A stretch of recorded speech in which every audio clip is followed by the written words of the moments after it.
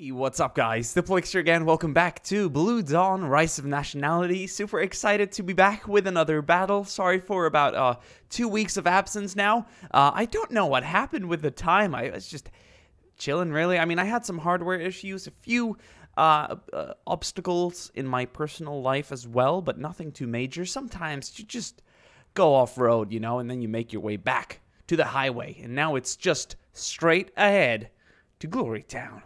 I don't even know what Glory Town is, but anyway, here we are in Grozny. This is certainly not Glory Town, at least not in 1995, because we are here for the first Battle of Grozny. Right, so it started on New Year's Eve, so technically 1994, went on till about February 6th, I think, yes, 1995. And what sets this battle apart from the technically third Battle of Grozny, which started on Christmas Day, December 99, and lasted till sometime early 2000, is that this was an incredibly Pyrrhic battle for the Russians. They lost, I think, more than twice the amount of manpower and hundreds of tanks and armored vehicles. So just a nightmare for the Russian army. And it's interesting because one general had boasted weeks before the attack that he could take the city with one airborne regiment. So this was a disaster for the Russian army. And you have to remember that this was only a few years after the fall of the Soviet Union. So the military apparatus in Russia at the time wasn't all too smooth, and there were many reasons why this battle was so disastrous for the Russians, who did eventually claim victory.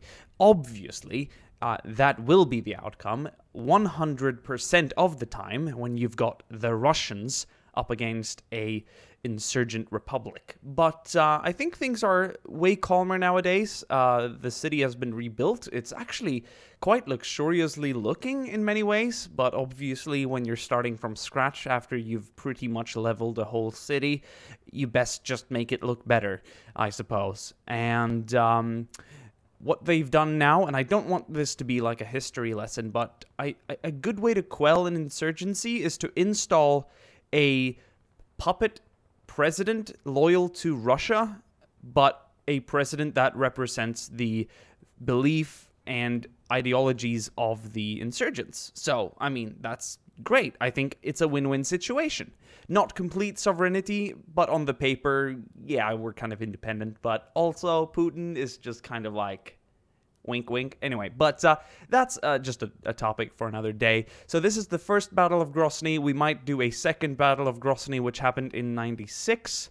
And the third Battle of Grozny, which is much closer to present day, in the year of 2000, which was a decisive Russian victory. So the region has had a lot of troubles. But anyway, this is meant to focus on a battle. This is not meant to stir anything up, although that's probably unavoidable. But yeah, so here it is. I am very excited to get started. Just getting back on track here with the actual battle. As you can tell, we've got insurgents here on this side of the river running through the city. We've got some insurgents occupying a destroyed building here. A Mi-17 has crashed into it, so there are lots of ruins and debris to take cover behind. We've got trenches. We've got some static weapons, infantry hiding behind rubble, debris, and sandbags, as well as a rear line back here with a few more static weapons and infantrymen. So it's going to be a very brutal battle. Hopefully it'll symbolize the craziness that was the first Battle of Grozny, although probably quite a bit more straightforward. So I think the reason why the Russians took so many casualties is because it's such a difficult terrain to advance and clear.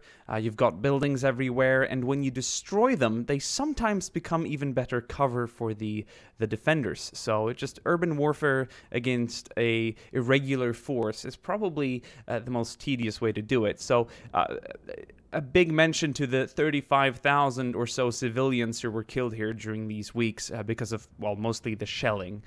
There were some pretty insane artillery bombardments and also airstrikes of the city before the ground invasion begun. So Just a quick little mention there, not to forget that not only soldiers die in war, in fact, it seems to just be the main victim seems to be the civilians who don't want nothing of it. But anyway, back to the fight. The action has begun. The Russians are attacking from this direction. We're going to see a number of waves today. We've got 2 BTR-80s rolling in fact 4. Fooled ya, but it ain't April Fool today. So let me know in the comment section down below if you were fooled and how. I kind of survived. I stayed out of it. And I didn't want to mess with you guys. I didn't want to upload a video. I don't play around with you guys. You know, we keep it real here, man. We keep it real. Keep it real. Anyway, so 2 BTRs are about to cross the river. And we've got 2 that will remain in support. And the battle is on.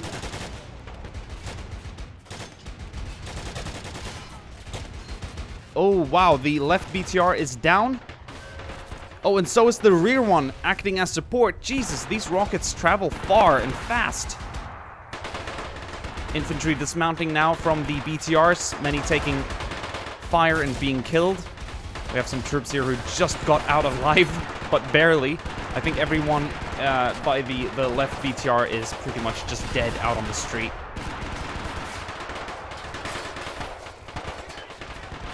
Two trucks have just arrived, carrying more infantry. And they're going to find cover here opposite the river. And they are going to do what they can to suppress the insurgents. We have a BM-21 Grad rolling up. This is a pretty little thing, and it's going to be firing rockets at the entrenched insurgents in that big building. So I've tried to add as many aspects as possible to this battle to make it as brutal and awesome as possible. Oh geez, it's going to torch a few of the defenders inside. So they're going to be burning. But so far, the Russians have taken massive casualties, especially in equipment. And over here on the left side, not many survived the dismounting.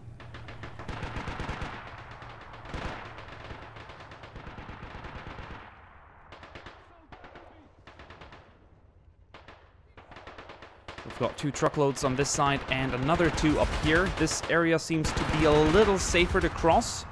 In fact, both BTRs remain active. But both here on the left side are down. A second salvo is going out at the big building, acting as some kind of stronghold for the insurgents.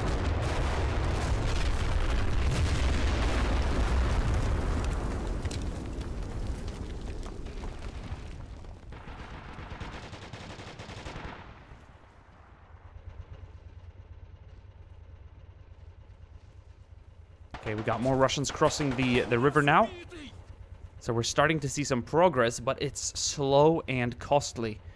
We still have Chechen insurgents up here by the trenches.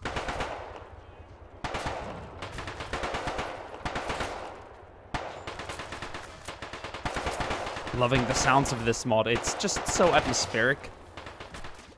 It's just a really, really cool experience.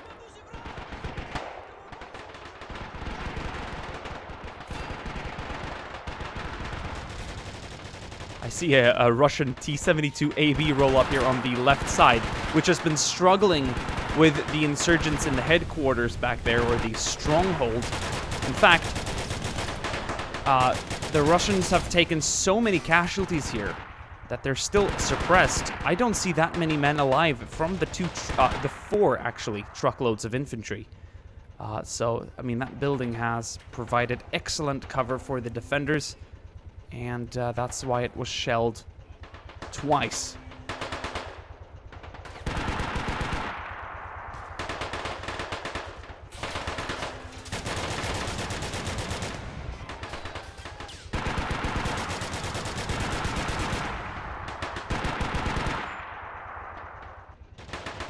We got a second T-72AB crossing the river on the right side, which is substantially safer. And we also have some Russian manpower down on the ground here, fighting the insurgents. So this tank is going to roll up to support. I think we should see more infantrymen follow up behind as well, to make for a safe advance of this tank. Remember, there's going to be grenades and rockets around every corner. In fact, we still have some insurgents in the trenches here. The Russians have not even cleared out more than just a few meters past the actual crossing. Oh, he's got a hand grenade. Oh, it's gonna stick to the tank and it's gonna knock it out. That is just completely unexpected. Tank crewman is going to kill the insurgent though, but that was just brutal. I'm shocked. I'm actually surprised because if he wouldn't be alive, this tank would have made it further. In fact, there doesn't seem to be any insurgents nearby, so that is just pure random luck for the insurgents. What a crazy turn of events. And now since we're past the actual assault phase, now comes the clear, the search and destroy, finding pockets of Chechen resistance throughout the city and clearing them out. The first and only trench line has sort of been cleared, so it's gonna be down to some really tricky street fighting now, if I'm going to put it simply. Okay, so how are we looking here on this side? The BTRs are still active, but yet they're staying back to avoid taking further casualties for being destroyed. We saw what happened to the 2 BTRs on the left side. Absolutely pounded by insurgent RPGs. We do, however, have some, I think, Army Spetsnaz moving up now. Or at least Army troopers in a different uniform. In fact, the soldiers in a sort of Navy camo, not sure what to describe it, are in fact soldiers of the internal affairs. So, you know, state military, not sure what to translate it to, but the Russians do have it. So we've got a mix of ground infantry now for the Russians.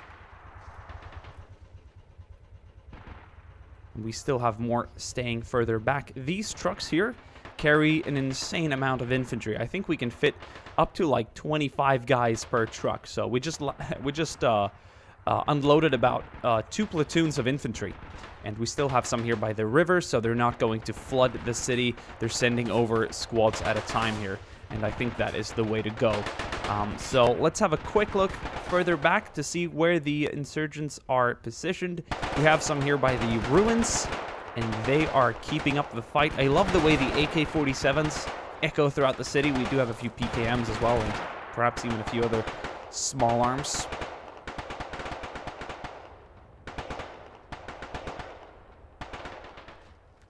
We got a PKM up here on the high ground. He has lost 2 of his friends here, but he is in a pretty solid spot to hold back the Russians attacking in between the buildings. How are we looking down here on the main street?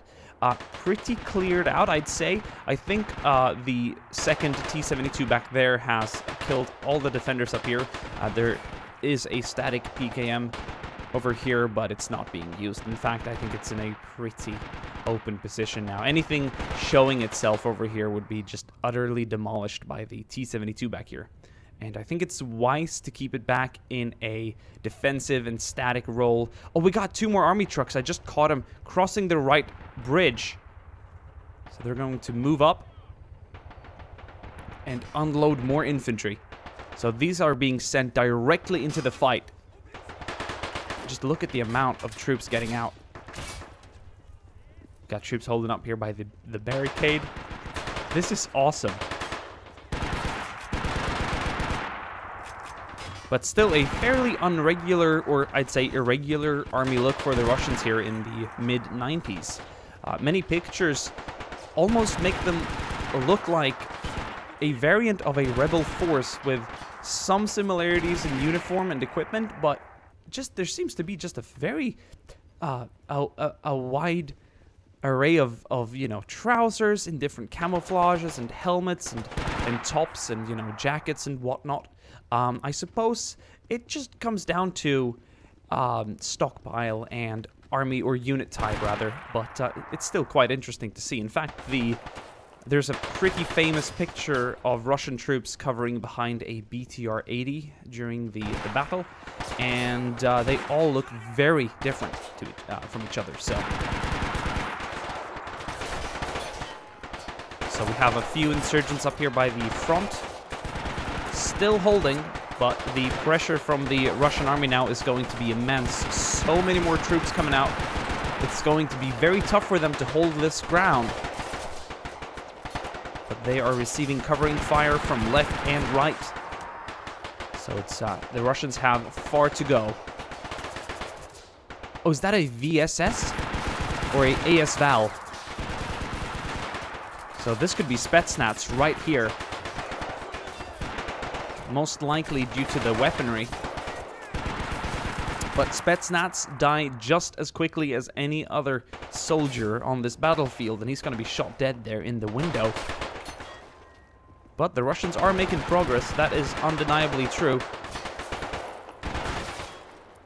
We have some more insurgents attempting to counterattack, working in a group.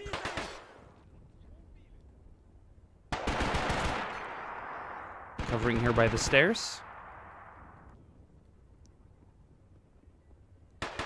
It would be really interesting to see how different this battle would be if the Russians still had the T-72 to use. I mean, they still have one back there, but it's not moving in, obviously fearing the enemy grenades and rockets. So, I mean, lesson learned, I suppose.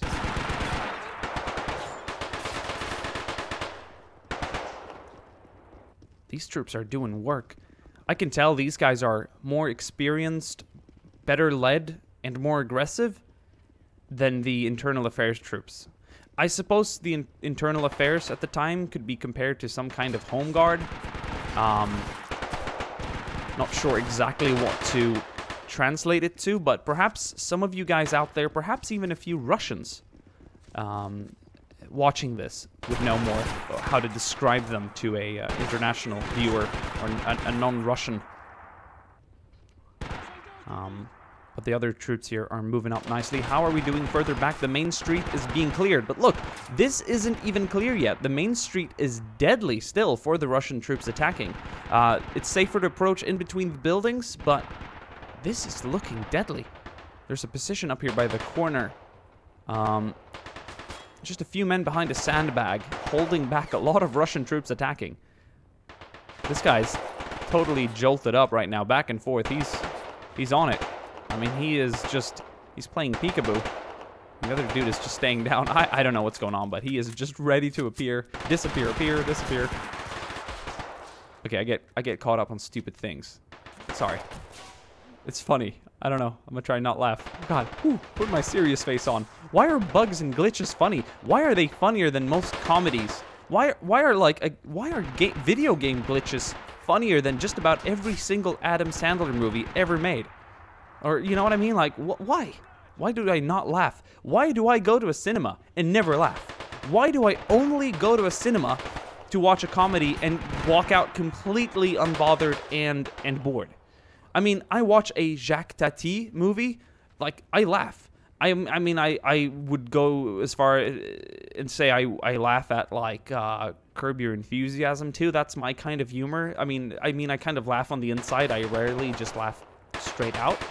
But, like, I don't know. I just gotta watch awkward shit to laugh. I think also there's a Danish comedy series called Clown. And I bet no one here has seen it except for, like, the few Danes watching. And it's funny. I mean, that shit is funny. I can relate as well because they're Scandinavian, so it makes more sense to me, but I don't even know on what topic are we right now. Sorry, this is the brutal Battle of Grozny. And I'm talking about comedies. Like, what the... I'm messed up beyond recognition, man. Okay, so this isn't part of the script, but maybe I gotta do something for the Russians. I don't think I do, though. But, I mean, like, they're advancing. They have troops back here in reserves as well, but... See, now they're starting to cross with more manpower. Besides, they've got a lot of troops here. They really do. And there goes my fucking phone. Always my dad making a cameo. I think he's made a cameo now for the last, like, 3 videos? It's not his fault, though. My dad's cool. It's just me forgetting to turn my phone on silent.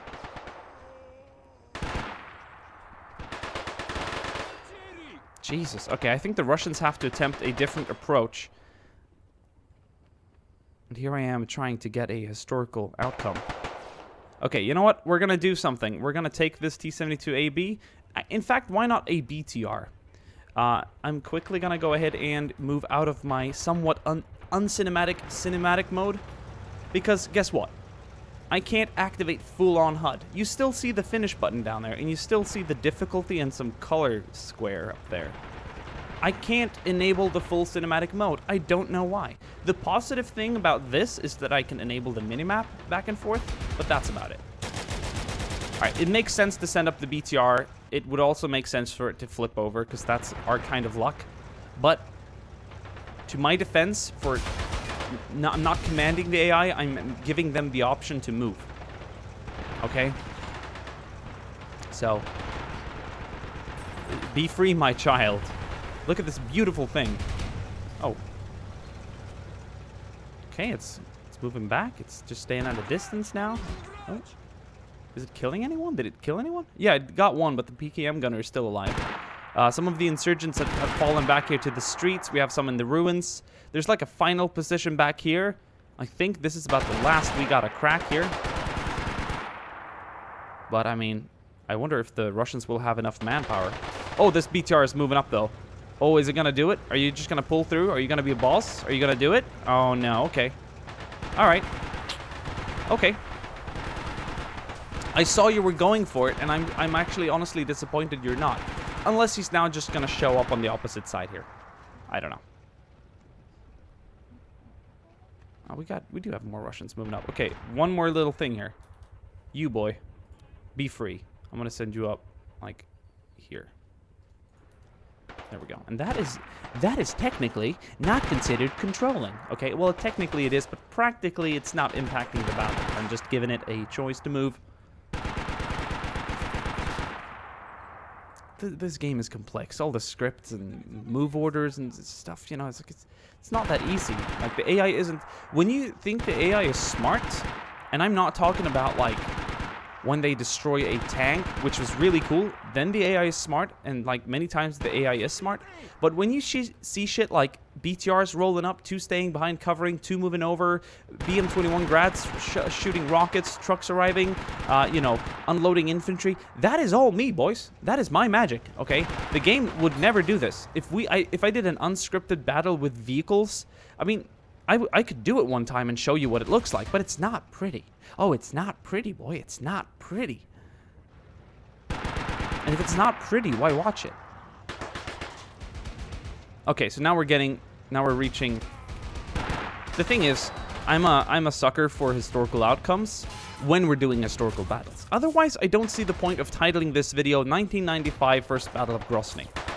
You know, why would I do that? Why would I have a small history lesson and show you guys how the battle could have looked visually in the same environment with the same weapons if I do not give you a historical outcome?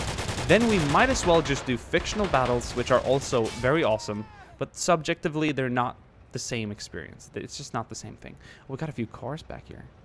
So this is what the Chechens used to arrive as reinforcement. Oh, here it is. Oh, hi. Oh, hi. It came around. It did something. So that's the AI. That's not me. That's the AI being super smart, saying, Diplex, I don't give a shit. I'm going to get out this fucking map. I'm going to come around, and I'm just going to ignore the borders and everything, and just boom. I'm going to team up with my buddy here, and we're going to fire at the same time and bust this guy's nut. Or head. Not nut. We're not going to bust the guy's nut. That's a whole different thing to do. But I'm trying to ease up the mood here, okay, guys? Anyway. We've just done the Battle of Grozny. Probably as historically inaccurately as possible. I'm not sure. Some historical accuracy anyway. Whatever. Let's take a look at casualties. We're going to mark the Russians in yellow and the Chechens in red. Now, they lost a lot here at the stronghold. But, I mean, looking at it in general, there's a lot more Russians dead here on the ground. I mean, especially in these groups. So I think this has been like a 2-to-1 ratio today. Of Russian casualties. 2 casualties per 1 kill. Anyway, hope you guys have enjoyed this video. It's nice to be back. I love you guys. Do you love me? Let me know. I just want you to know I love you, okay? And guess what? April is going to be better. June or May, actually, as a matter of fact, is going to be even better. In terms of video content and me being back on track, I think I've found a way to stabilize. Because sometimes I give it so much that I forget about other things, and then I just collapse. I just, like, hit the wall, and I do that, like, once every quarter, like, once every 3 months, and it's not stable. So I'd rather just work as much as I can without just, like, trying to hit the limit and the deadlines, which I set for myself for no reason. And just like take a break when I have to, because otherwise I'll push myself to finish a battle in video, and then after it I'll be so exhausted I can't put anything out for like a week. It's weird, okay? I have people that can testify. I've sat up till like 9 in the morning scripting and editing, okay? It's just like, even though this is a game, even though there's funny things running around here, what, do you want an Excel sheet or something instead? Like, yeah, this is visually pretty. It's awesome with guns exploding and shit, but I mean, like, it's still exhausting scripting and recording and talking. Try it. Really, try it. Try it. Try it. Try it. You should really, really learn it and try it. And then we can talk about how exhausting or how unexhausting video game work can be, okay? All right, don't take my word for it. Try it out. If you aren't exhausted, great, man. You should definitely go all out YouTube and make $1 billion.